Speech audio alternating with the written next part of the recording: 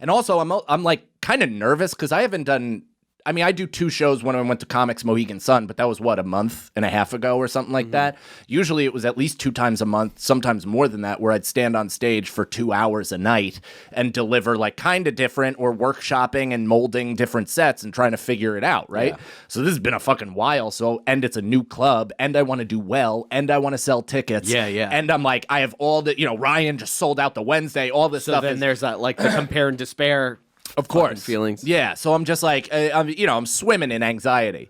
I get to the show. It's a great turnout for a show. It's awesome, right? And again, killer crowd. Everybody's there to have a good time. Everybody is having fun. They're taking the Tampa jokes. Like, I'm jabbing them about Tom Brady. I'm jabbing them about other shit. Like, they're just taking it. It's funny. I'm talking about how they know none of them have social PTSD because, like, we've been locked up for a full year and they're literally, like, talking into each other's mouths at the bar area. It's insane.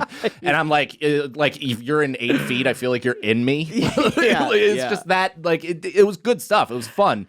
And so while I'm like, I have a couple mask jokes that are that. They're jokes about masks. They're not fucking mission statements where I'm like, and be sure to mask up. Yeah. If anything, I talk about how goofy and cumbersome and funny, whatever. And I talk about it and frame it in different kind of ways. But of course, it's like, this is how you know comedy's back, baby. This was 2019. I haven't gotten this in a really long time. But again, I was ready for a fist fight. So the response was so... I wish I sent you the video, Alex, but it's somewhere in my phone. But the response is so fat because this girl, like, I'm like, it doesn't mean that masks aren't goofy, they're cumbersome, blah, blah, blah. I start saying that, but, and she goes, then why do you wear it? Just like... Classic, it's stereotypical drunk girl voice. Why do you wear it? Like, I'm not even doing a fake thing just to make it sound like that. That was her fucking voice. And I was like, because I'm a fucking sheep. I was like, so what? I was like, what, do you want to get into a weird scientific debate while everybody's in here trying to have a good time? Like, you're just trying to start an aggressive fight? Like, what a weird question. I was like, what do you do for a living? And she goes, what? And I was like, what do you do for a job? She's like, my job? And I'm like, yes. She's like, I'm in sales. I was like, oh, seems like you don't know shit about viruses. Yeah. I was like, so I guess I'll just continue to listen to people that spend time in a lab and not, whatever. It's like, I don't want to do this. You did this!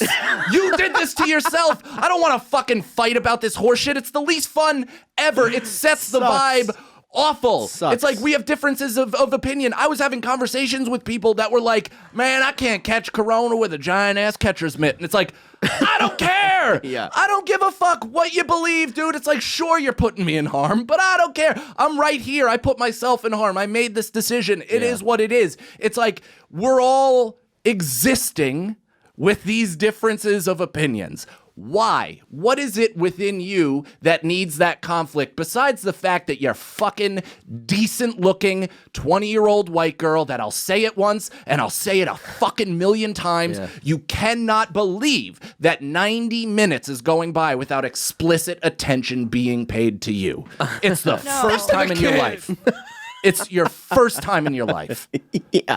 You know what I mean? Well, it is all they have. Yeah. You know what I mean? There are people in this world that have, like, they don't, we at least go, woo, schmuckin' bookadoo, and people go, blah, blah, blah, and we have that. We have that release. There are people that, like, I think everybody has that creative, like, wants to be creative, but, like, in their way, they go on Facebook and they, personally, and they write these journals that come out, and that's how they're getting their creativeness out, by being like a fucking troll. But you know what it also is? It's spitting in God's face. Because you don't need the personality, lady. You got blessed. You're good looking. Go through life, coast on that till it fucking runs out. That's it. Nobody wants to hear your ideas. Yes, exactly. Especially in the middle of a fucking performance. Yeah, you wore a fucking button-up for that. That was maybe the most sexist thing I've ever said. I tried to save you.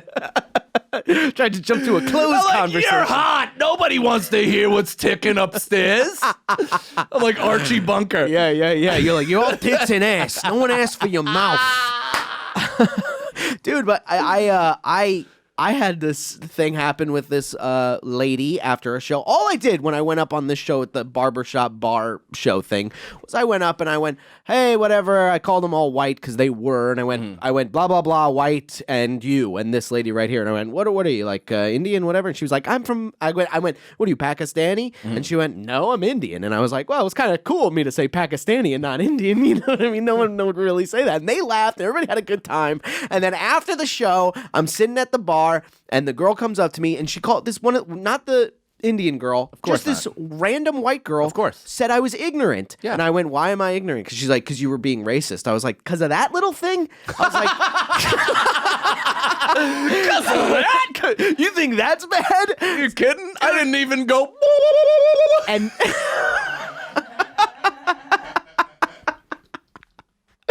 dude, and I fucking as I'm going like, what? Like I'm trying to be like, what are you talking about? I was like, you got to go out more. The person I was with was like, I'm leaving, and I went, I'm going with you, perfect timing. And then just a fucking nail on the head, I went, so long, Jews, and I just walked out. I mean, it's just it's weird, man. It's just a bizarre move where people feel like they need to be the mouthpiece because they can't handle themselves. So obviously they need the precious white lady to speak up on their behalf, you know? It's like, well, but most people don't want that. And then when you go, hey, stop talking, people... If you heard it from her, though, then it's a conversation. Yeah. If the Indian woman was like, hey, man, like that, you know, try to bone up on your culture or something like that, then it's like, all right, I'll field this conversation because it's reasonable, because it's your experience and whatever. But if it's some fucking Tanya...